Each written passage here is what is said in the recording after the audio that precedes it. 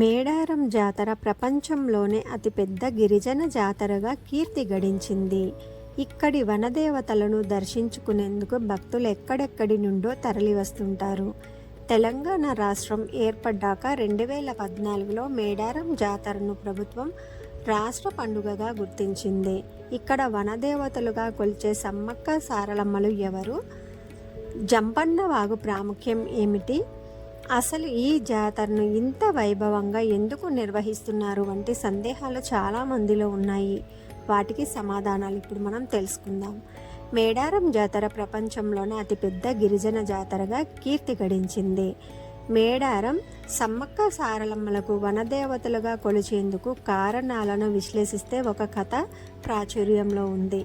పూర్వం కోయదొరలు వేట కోసం అడవికి వెళ్ళిన సందర్భంలో అక్కడ వారికి పెద్ద పులుల కాపలా మధ్య ఒక పాప కనిపించింది. ఆ పాపను కోయదొరలు గూడానికి తీసుకుని వెళ్ళి దాచారు. పాప గూడానికి వచ్చినప్పటి నుంచి అన్ని శుభాలే జరుగుతుండటంతో కొండదేవత ఆ రూపంలో ఉందని నమ్మారు. మాఘ శుద్ధ పౌర్ణమి రోజు ఆ పాపకు సమ్మక్క అనే నామకరణం చేశారు. సమ్మక్కను ఆ ప్రాంతపు కోయ చక్రవర్తి మేడరాజు పెంచి పెద్ద చేశారు.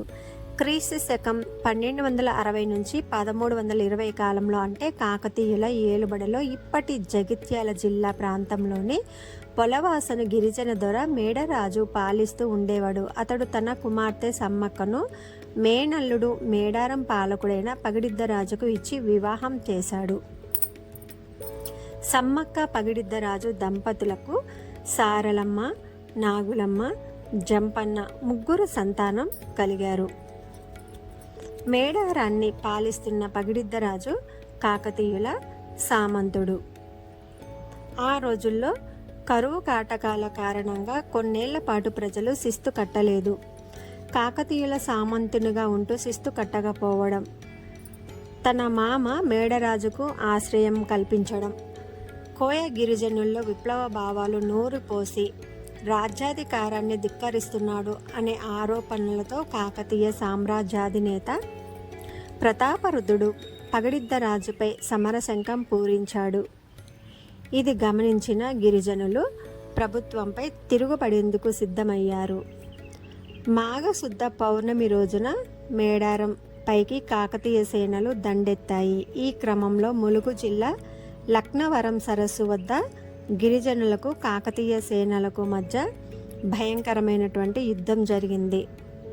ఈ క్రమంలో సాంప్రదాయ ఆయుధాలతో పగిడిద్దరాజు, సారలమ్మ, నాగులమ్మ, జంపన్న, గోవిందరాజులు వీరోచితంగా పోరాటం చేశారు. కానీ కాకతీయ సేనల దాటికి తట్టుకోలేక మేడరాజు, పగిడిద్దరాజు, సారలమ్మ, నాగులమ్మ, గోవిందరాజులు యుద్ధంలో మరణించారు.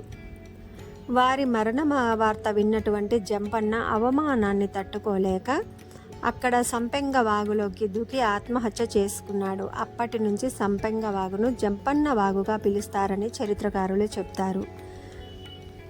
తన కుటుంబం మరణించిందన్న వార్త విన్న సమ్మక్క యుద్ధరంగానికి వచ్చి కాకతీయ సైనికులపై విరుచుకుపడింది. వీరోచితంగా పోరాటం చేసింది. ఆమె వీరత్వం చూసినటువంటి ప్రతాపరుద్రుడు సైతం ఆశ్చర్యానికి లోనయ్యాడట. కానీ ఆమె వీరోచితంగా పోరాడే సమయంలో ఆమెకు తెలియకుండా ఒక కాకతీయ సైనికుడు దొంగచాటుగా సమ్మక్కను బల్లెంతో వెన్నుపోటు పొడుస్తాడు.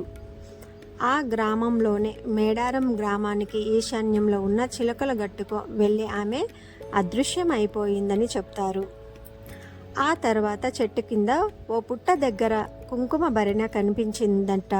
ఆ తర్వాత తప్పు తెలుసుకున్నటువంటి ప్రతాపరుద్రుడు సమ్మక్క భక్తుడిగా మారిపోయాడు అని చెప్పేసి చెప్తారు. కొంతకాలానికి ప్రతాపరుద్రుడు కోయరాజులు కట్టాల్సిన కప్పాన్ని రద్దు చేసి సమ్మక్క భక్తుడై కానుకలు సమర్పించాడు.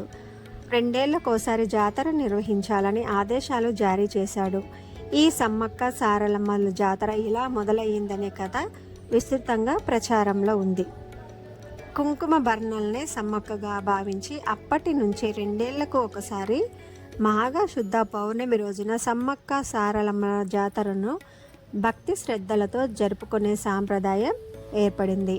ఉమ్మడి వరంగల్ జిల్లాలోని ములుగు కేంద్రం నుంచి 44 కిలోమీటర్ల దూరంలో ఉన్న తాండ్వాయి మండలంలో మారుమూల అటవీ ప్రాంతంలో మేడారం గ్రామం ఉంది. ఈ దట్టమైన అడవుల కొండల మధ్యనే సమ్మక్క సారలమ్మలు కొలువై ఉన్నారు. 4 రోజుల జాతరలో భాగంగా గద్దెనెక్కిన దేవతలు చివరకు వన ప్రవేశం చేస్తారు. దీంతో మహాజాతర ముగుస్తుంది. మేడారం మహిమాన్వితమైనది. కోరిన కోరికలు తీర్చే కొంగు బంగారాలు సమ్మక్క సారలమ్మ తల్లులు. శ్రీమాత్రే నమః.